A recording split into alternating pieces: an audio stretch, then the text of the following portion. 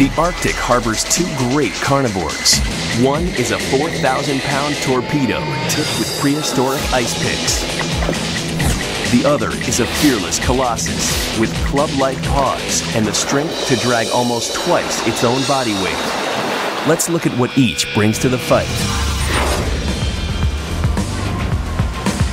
A shellfish-eating marine mammal, the walrus seems an unlikely face-off contender.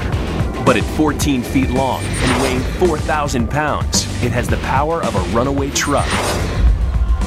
The walrus has two lethal weapons, a pair of prehistoric tusks that can grow up to 4 feet long.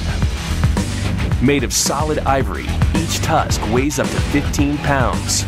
They help fight off predators or establish dominance over rivals. The walrus's defense system is built around its thick 2 to 3 inch hide and 4 inches of blubber.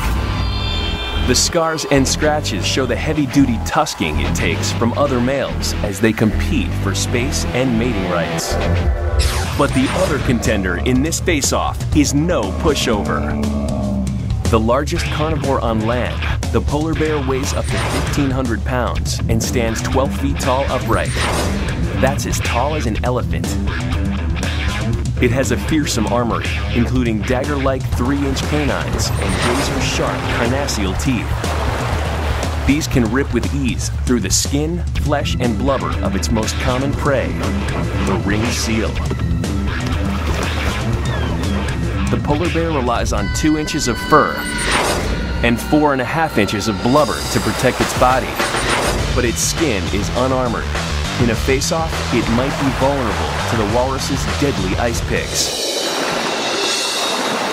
Our virtual rivals are ready to rumble as walrus and polar bear go head-to-head.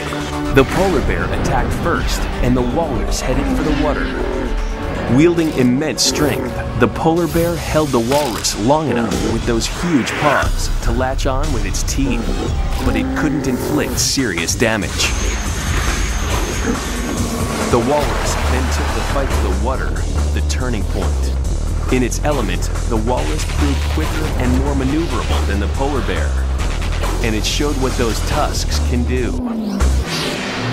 Wounded and running out of air, the polar bear struggled back to the surface. But the walrus wasn't finished. With the bear unable to escape, it delivered the fatal blow.